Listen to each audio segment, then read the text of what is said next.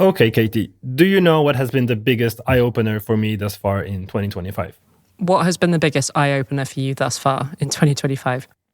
The biggest eye-opener thus far in 2025 is the fact that despite Russia and Ukraine having been in a full-blown war since 2022, Ukraine has continued to transport Russian gas across its territory so that Russia could keep selling its gas to Europe. Yeah, I have to confess, this is something that I was only quite dimly aware of until very recently, but it seems kind of crazy. I mean, because the pipeline that goes across Poland was basically shut down, I thought that that was also the case for the Ukrainian pipeline, but it wasn't.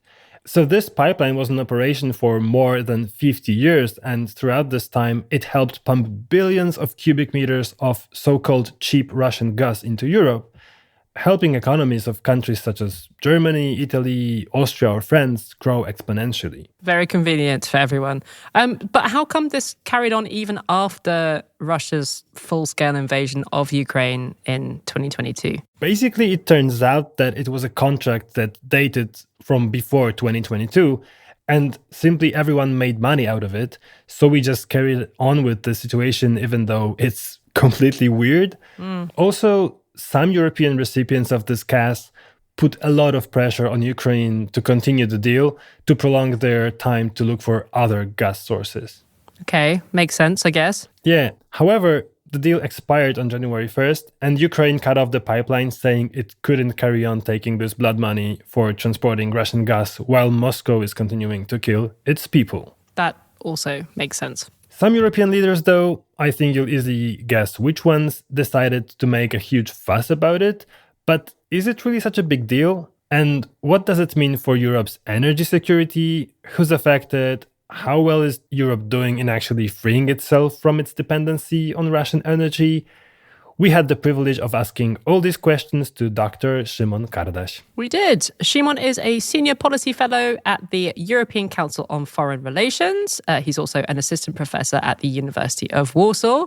But above all, he is someone who speaks about the Russian European energy landscape with unmatched enthusiasm and energy. Have we made that joke too many times? We gave him a ring in Warsaw.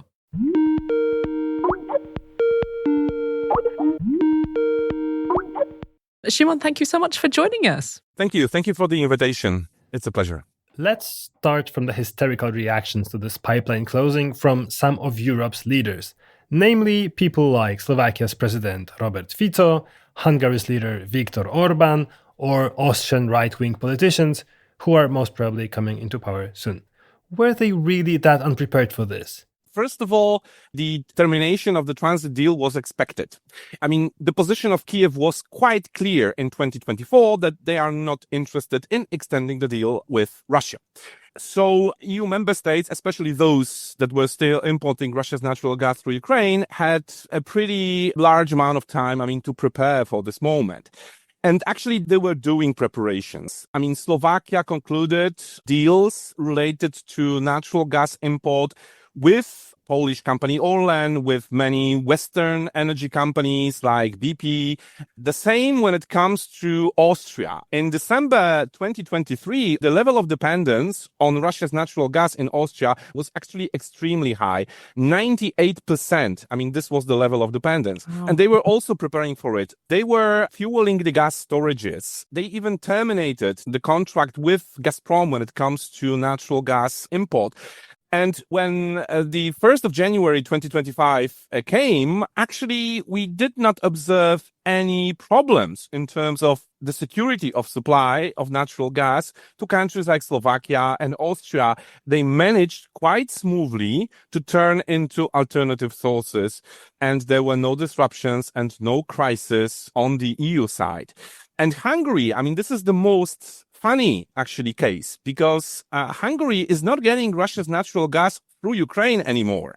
According to deals that they are signed in 2021, they import Russia's natural gas mainly through the Turk Stream pipeline. Turk Stream, this is a pipeline that Russia constructed through the Black Sea. So in case of Hungary, those harsh statements were actually quite strange and funny to some extent because they are not dependent on the Ukrainian route anymore. So even though Robert Fico had warned of absolute chaos if this deal didn't continue, we largely haven't seen any of that chaos because Europe was actually fairly well prepared for this. Everybody knew it was coming. What about the impact on the Russian economy, though? Is this a big deal for Russia? How much of their exports and how much cash have they lost as a result of this pipeline closing? Well, according to industry sources, the natural gas that was shipped through Ukraine was estimated at 6.5 billion US dollars annually. But on the other hand, it's important to point out that revenues that were coming from natural gas export were not the most important ones. Around 80% of revenues that were coming from oil and gas in total were related to revenues from the oil sector and around 20% from gas. But of course, I would not underestimate those billion of dollars that Russia is losing since 2022 because it was an important source of revenues for the Russian ruling elite. The elite was gaining tremendous benefits from selling natural gas to the European Union, which was actually the crucial market for Gazprom. And since they almost lost it, I believe that the elite itself is actually experiencing this loss in a more significant way than the Russian budget.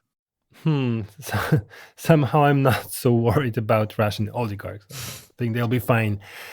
However, this means that the only place really affected is Transnistria, this parastate breakaway region of Moldova, squeezed between Moldova and Ukraine.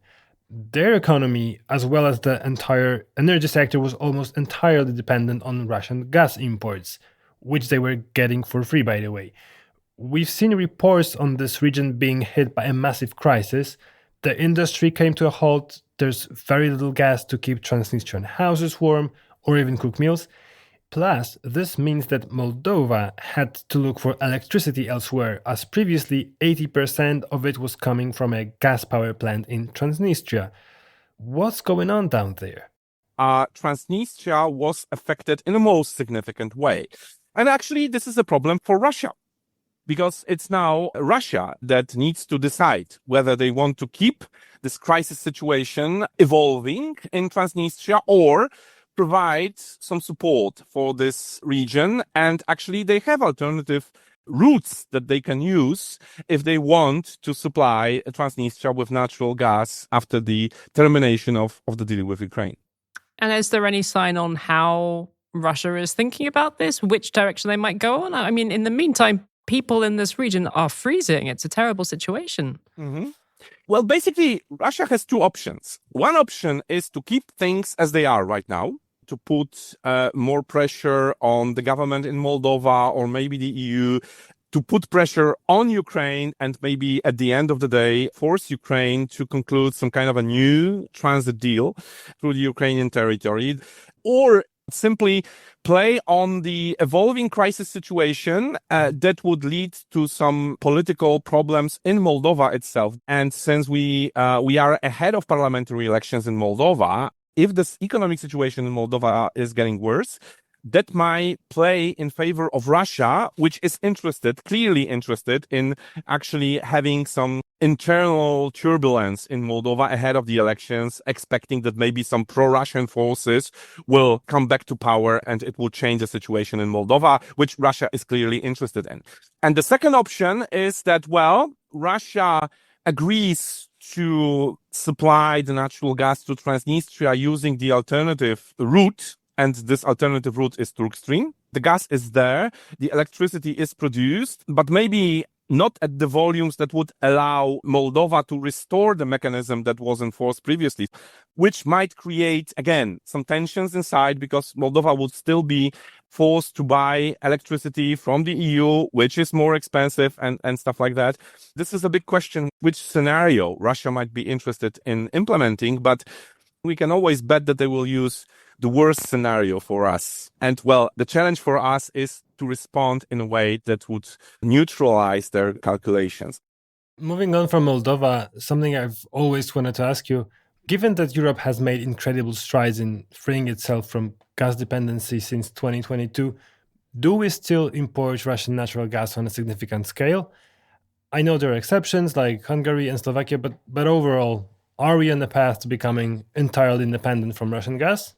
First of all, the share of Gazprom on the EU market, and when we say Gazprom, it means that we are referring to the supplies of Russia's natural gas through pipelines, decreased remarkably. I mean, their share in 2021 was more than 40%. In 2024, it's a little bit more than 10%. Oh, yeah. Around 10, 11. But on the other hand, what we observe at the same time is the Russian LNG. LNG is liquefied natural gas, right? Exactly. Liquefied natural gas that Russia is exporting using its terminal on the Yamal Peninsula from the project which is called Yamal LNG. And just to spell this out for non-experts, the thing about this liquefied natural gas is you don't need to ship it through pipelines, right? You can transport it in other ways. Exactly. You use the tankers to deliver this natural gas to those countries that are able to import it through their regasification terminals. The Russia's natural gas is coming nowadays to countries like France, Spain, Belgium, and some smaller volumes to some countries which are located in the southern part of the European Union. But these are all countries which are very vocally against Russia, and their politicians are in public. What should we make of that? This is a kind of a paradox. And the reason for that is, first of all, the long-term deals between Spanish companies and Belgian companies and French companies with Russians were concluded far ahead of the so-called full-scale invasion of Ukraine. And the main argument that those companies are using is that, well, since the import of Russia's natural gas was not sanctioned on the EU level, there is no legal basis for the termination of the deals that were concluded before the war. And there are no sanctions, and there is no consensus in the EU regarding sanctioning the import of Russia's gas.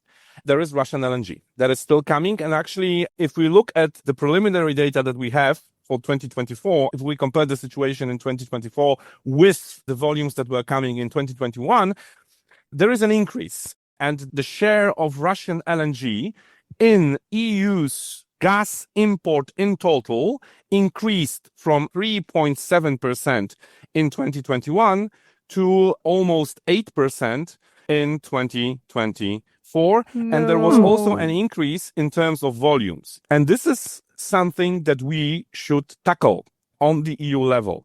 It would be difficult to reach a consensus among EU member states in terms of sanctions, because there is a reluctance to accept sanctioning the import of Russia's natural gas. So the other option is, first of all, to try to implement the sanctions that were already imposed when it comes to energy sector. And secondly, try to use the trade policy instruments. For instance, increase tariffs on the import of Russian natural gas. That would make it less profitable, not only for importing countries, for importing companies, but also, of course, more costly for Russia. Because the European Union actually declared politically already in 2022 that we should get rid of Russian fossil fuels by 2027. We should phase out Russian fossil fuels from the European market by 2027. It's not a legally binding goal, but still reflected on the political level. If we want to stick to it, and as far as I know, the EU institutions are interested in that, Poland, as a country which took the presidency in January 2025, is also interested in that. It's actually one of the priorities of the Polish presidency. So we should use the tools that are available to at least continue decreasing the level of our dependence, which is not high, but still, I mean, it would be good to reach the goal that we designed in 2022. Well, apparently tariffs are back in fashion worldwide, so maybe that's something we could do.